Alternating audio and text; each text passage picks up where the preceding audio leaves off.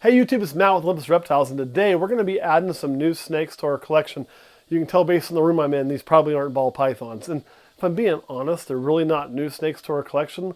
They're snakes that have been in our collection for a very long time and have been housed off-site, but we're bringing them here for two different reasons. One, because I think it just needs a little bit better attention to detail because it's a snake that struggles with sheds. So we want to bring it here. We can control the humidity a little bit better. Take it off display because on display I think it's just stressed a little bit, and make sure we can keep it up to the health standards we want. The other one is because we're going to now try to go ahead and pair up some red Western Diamondbacks. So we also brought home a red Western Diamondback cross, or we will be bringing home. Actually, if I'm being honest, in the magic of TV, it's kind of here, but you're not supposed to know that yet.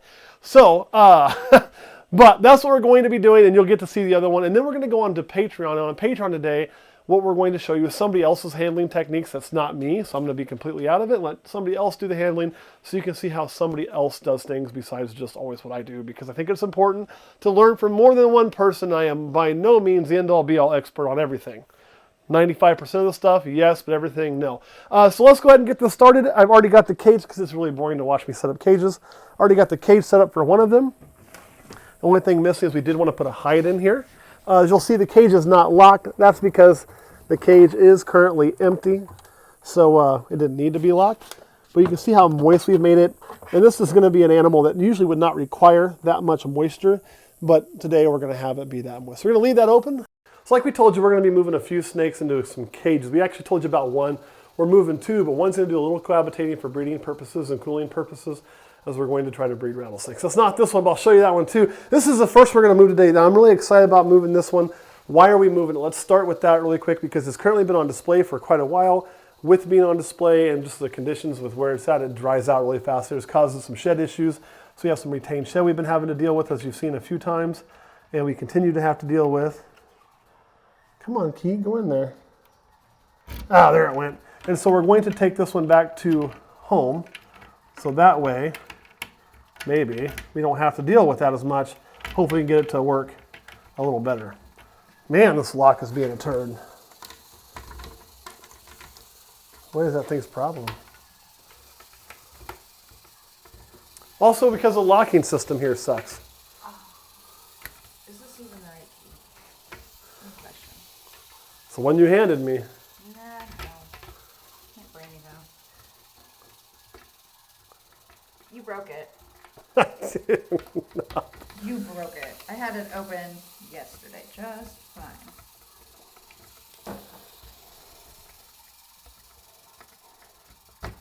There we go. Okay, also because there's a lock issue. So what we're going to do is we're going to put the snake in this. Now, I would not recommend trying this at home. Usually I use my hot bucket, but since it's going to have a different one that's a little more cantankerous, I thought we'd put the more gentle of the two into this. So what we're going to do is simply just kind of slide that open. We're going to use our tools like always. Going to go ahead and flip the hide out of there. And as you can see, it's not looking too bad, but it does have some retained shed. So that's why we're going to try to get this thing a lot more moisture and try to do some work on it to just make it come out a little bit better results for the shedding purposes. Now this snake is usually a sweetheart. That's why it's going in the more sketchy transport tote. Now stay in there, buddy. No, come on, get in there. Get your whole body in there. Now there's a trick to this when their head's facing you. What you want to do is set that tote on there. Keep your fingers out of the cage, right? Keep the snake in the cage too. Come on, you. Tell you what, if I was ever going to just free handle a rattlesnake, this would probably be the one. That's why this snake is probably actually, even though I say it's super gentle, it's one of the most dangerous ones I got because it's one that can lull you into taking a false sense of, stay in there, get your tail in there. Stay in there, get your tail in there. There you go, you just kind of slide. Really? Why are you running around like that, huh? Do you need some time? Come on, sweetie.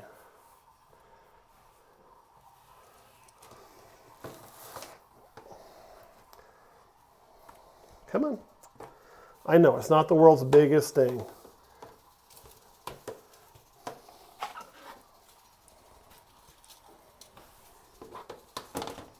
So we're going to try a different mode. As you can see, that didn't work real well either.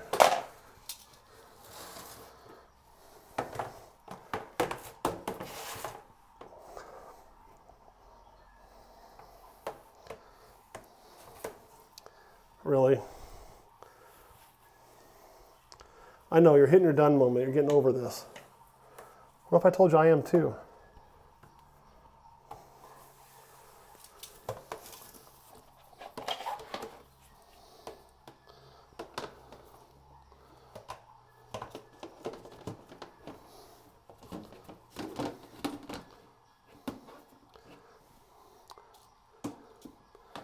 Now I can't see its head, but I believe with a little bit of patience, as you can see, it just takes a few minutes. The thing is, when you got a snake like that and you're trying to work a small box or a container that's probably not the most ideal, we'll put a little more tape on there. The trick is, just take your time. You got to take your time and work it nice and gentle. If you don't, you're going to have problems. You try to rush it, you try to force it, it never works out very well. All right, so next up is a snake that's got a little more cantankerous nature. So we're going to use our bucket. The bucket's a much better transport tool, so this should go a little more smooth. Now this one is over here in the hide. So here's where my camera guy's got to be real careful. I have a lot of faith in my handling skills. How much faith you got, Kurt? Woo-hoo! Doggies! Now if you saw that, whole different ball game from the other one. Hey guy, how you doing? Yeah, I know. Really? Now truth be told, working over here is a little better. Not for me, but it does give Kurt a little more room.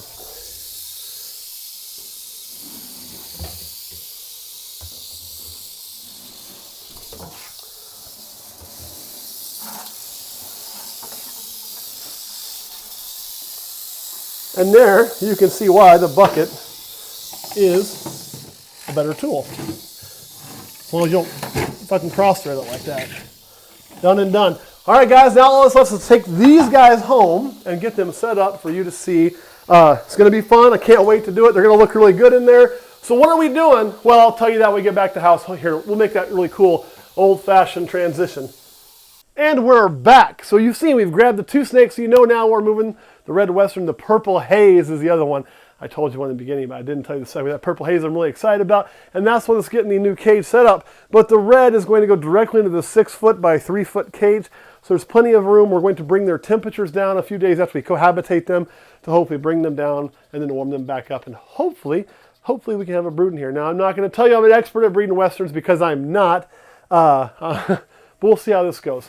Now, this is going to be very interesting because as I get this snake out and in there, I have to pay a lot of attention to her because she is not known as the world's nicest animal. Can I have that while we're at it? Huh? I think I can. You stay over there. Thank you for the turd. So here goes nothing. Now we got it in this bucket. You can hear. So I've got my tongs close to me. I've got backup in Caleb. And I've also... Woo!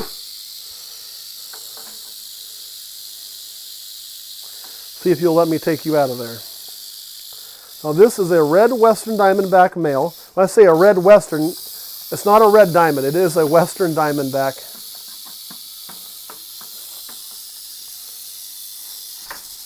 Yeah. Thanks for showing me that white mouth. I know. You mean business. Yeah, I see what you're trying to do.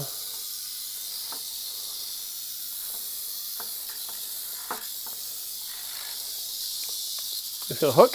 You are just gonna hook. Come on, get in there. Whoa. Now that was a technique called detoss. I don't really recommend doing that all the time, but it works. Now with her, or with him, you already saw he tried to bite me once. So we're gonna reach across, not putting her hand into danger, and close that. Now once you get a look, You guys always pull that cord out. Then I gotta come over here. I gotta pull it back through. I really need to put like a zip tie on it or something to like pinch it in there. Maybe. Anyway, I'll deal with that later. But here you can really see that snake and how pretty it is. Now, if you look over her, though, you can see what we're always saying, that she is more red than the male. We have two males. This one is probably my favorite one of the two. Nice big rattle, nice good sized Western. Typically in Westerns, the males are actually bigger than the females. However, in our instance, the female is bigger. That is only because we have kept her here the entire time we've had her. She's never been on display. She's never been stressed. She's been offered food all the time. She's been treated like a queen. So you can see how much thicker she is than the male, who's a little more thinner build. We'll fatten them up with time as well. Hopefully, feeding's going to be interesting. But I think I can actually run a block piece in there and feed one at a time if we want to. Let's go ahead and now get the purple haze. So the purple haze is going to be typically, but again, you never trust these guys, right? Typically, it's going to be more tame than what you just saw. Part of the reason for that is this one is a captive bred snake. It's never been in the wild. It's, you know, a snake like this typically would not survive in the wild. Got to find where my tape starts. Well, we went ahead and taped this container in the middle. That's just to kind of provide a little bit of rigidity to the case because this case lid kind of sucks. We didn't want the snake crawling out. So that was just to add a little extra security. Kind of one of those things that probably wasn't required, but you do anyway, because it is still a dangerous snake. So what we're going to do now is we've got that thing unlocked, right? Simply open it. We'll reposition that a little bit, keeping pressure on there to keep that lid down. Then we're going to hook the lid. Maybe. Maybe. Really? Really? There we go. Has just a little bit of grip on the end of that. Kick that clear out of our way. And if you look at this snake, you'll see the stuck shed we were talking about. As you can see, it is ready to be out of there. Come on, girlie.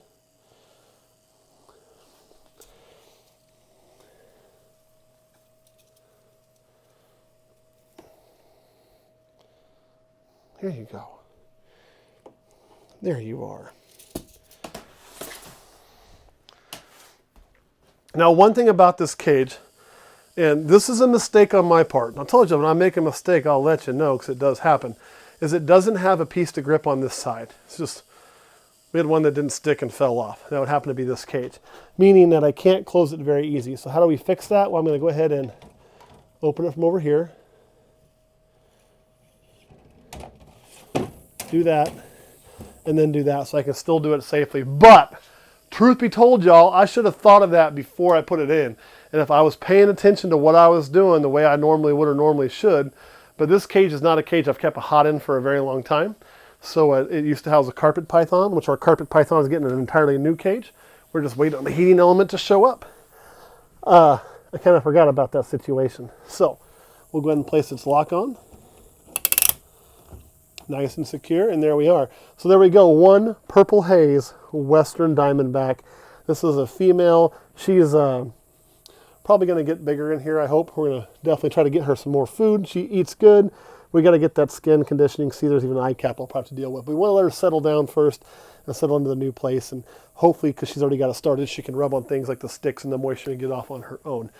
Kurt, any questions about what we've added and why? Where did those sticks come from? So those sticks just came from anywhere outside. You know, there's no special spot we have to go get those. There's a couple things you can do.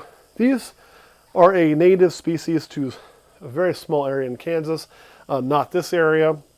They are more native in Oklahoma, Texas, that kind of area, all the way down the Mexican border. There's a lot of area these guys are. So the parasite zone, the gut load thing here is going to be pretty normal, so we really could probably just grab some stuff from the outside without too much worry. However, you can do a few things. One, you can deep freeze any of that cage furniture. That will kill anything, or you can bake it. We bake this in the oven for a while, and then it's also, you can treat it with like a bleach and then let it dry. And there's several ways you can do to make sure that caging is safe. We also get a lot of ours from floodwater. As the lake here rises and goes down, it'll leave a lot of driftwood laying around that we go snatch up for for cage decoration. So we're kind of fortunate on that front. Any other questions, Kurt? No. All right, which one of these two is your favorite ad? The red Western male or the purple haze female? Purple haze. Yeah, me too, if I'm being honest. All right, guys, thanks for watching. We'll see you next time.